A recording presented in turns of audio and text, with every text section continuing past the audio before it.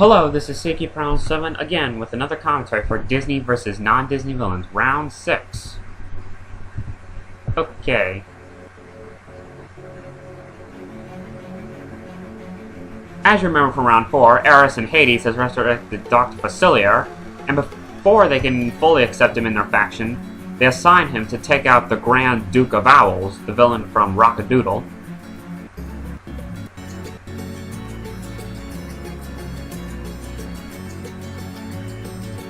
Like I said before, I was really glad that you brought back Dr. Facilier, because he is, again, my favorite Disney villain. And he just has a lot of potential and so much footage. As for the Grand Duke of Owls, he's an okay villain, and Rock-a-Doodle was an okay movie. I mean, the movie was made by Don Bluth, who is better known for making thunder non-Disney animated classics like The Secret of NIMH, All Dogs Go to Heaven, An American Tail, The Land Before Time, Thumbelina, The Pebble and the Penguin, A Troll in Central Park, so yeah, he did quite a few. Okay, now we have Alameda Slim from Disney's Home on the Range versus Professor Screw Eyes from We're Back, A Dinosaur Story.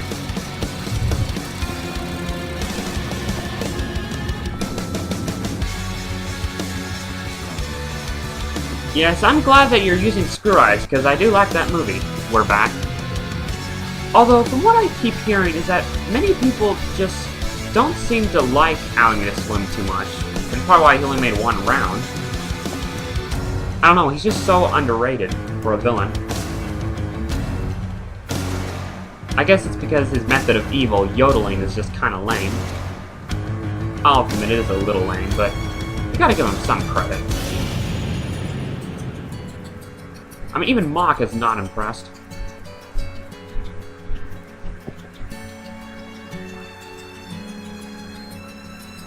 But Screw Eyes, of course, method of evil, I guess people care for, scaring the daylights out of people.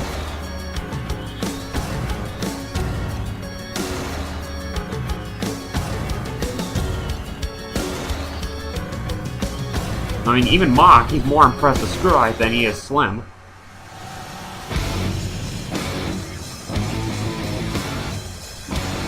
By the way, nice how you got the guy right there to bang on his keyboard and all to match up with the music. I thought that was really well edited. I'm glad that Screw Eyes is still in the game, although I am a little disappointed that Slim only made one round, because I thought he had quite a bit of potential. Okay, now we have Jafar versus Clavius from The Swan Princess 2 Escape from Castle Mountain. Anyway, Rockbart gets Clavius to get the Forbidden Arts. And so he does, even though he has a strong hatred towards Rockbart. But then Jafar comes in. And I noticed they're using scenes of Jafar from Disney's The Return of Jafar, the Aladdin sequel. Which makes sense, because you need as much footage of him as possible. Because you're eventually gonna run out. That's the thing about using these villains, I guess. If it's a villain that's from more than one movie and a TV series, then the odds are it's going to be in the war for a pretty long time.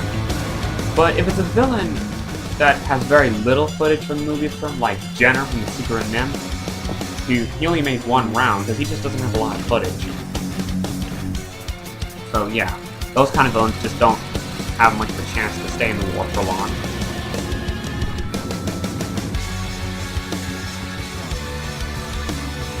Okay, now we have Professor Ratigan versus Warren T. Rat.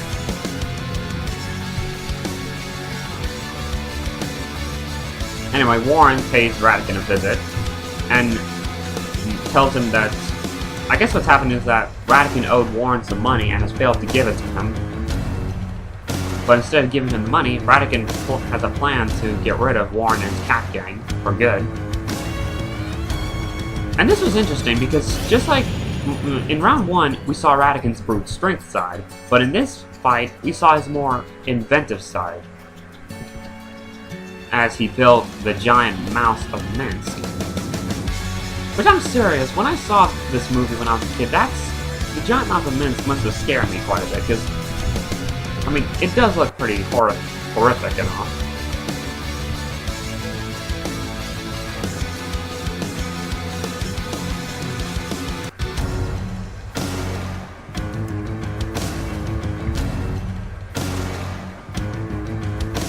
So yeah, now Warren is out of the war. Just like Prince John, he only made 2 rounds. Alright, now we have Zurg versus Zygon from Star Chaser The Legend of Auron. Zurg, I guess, is making himself at home in the animated realm. But elsewhere, another evil space overlord known as Zygon has heard about the new overlord and decides to attack. I wasn't familiar with Zygon at first or the movie he was from until I saw the movie, and the movie, it was okay, I guess. But what's interesting is that Star Chaser was, I believe, one of the first 3D animated films, I believe. But I can see why many people didn't care for the movie too much, because it does seem like a ripoff of the original Star Wars movies. In fact, some of the characters were similar, you know, like the main hero of the movie, Auron, is similar to Luke Skywalker. There's another character who's similar to Han Solo. And Zygon, I'm not sure which Star Wars villain I'd compare it to. Probably a mixture of Darth Vader and Darth Maul. Mostly Darth Maul. And it's mainly their death scenes are pretty similar.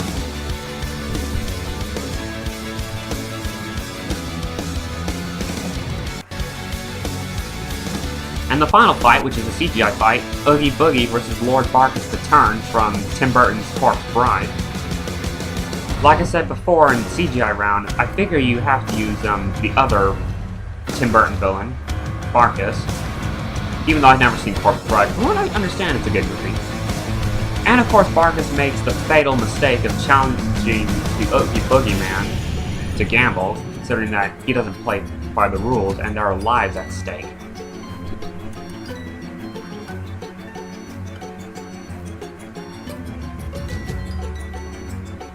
So it's nice to see Oogie Boogie win a fight.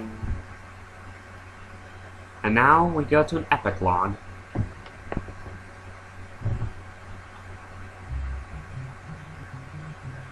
In the African Outlands,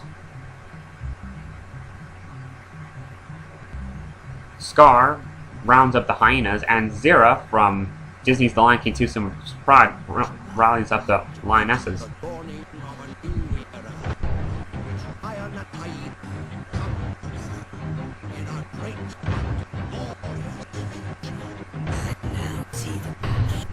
To our glorious return.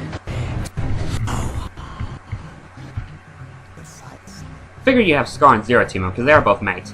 And we have Captain Hook and his pirate crew from Disney's Peter Pan, who are recruited by Frollo and Shan Yu.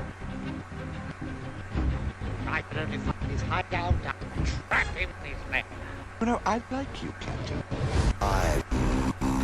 And Mok recruits Screw Eyes. You have a very good soundbite right there with Frollo, and then suddenly Mok appears. And Facilier sees that Mok is becoming more powerful. And Jafar, I guess, is taking full control over Agrabah.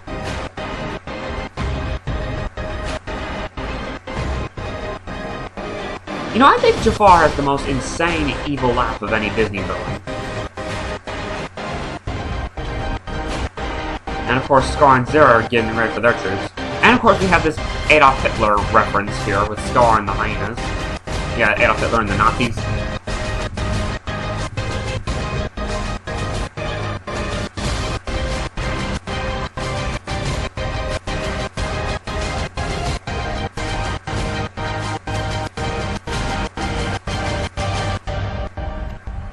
And under the sea, Morgana from Disney's The Little Mermaid 2 Return to the Sea resurrects her sister, Ursula.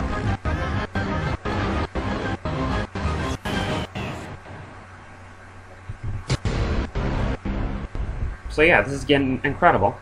And I figure you have to bring back Ursula, because you kind of killed her off too early in this series, back in round 1. So I'm glad you brought her back, because she has quite a bit of footage left. So yeah, this is CK Primal 7, and have a nice day.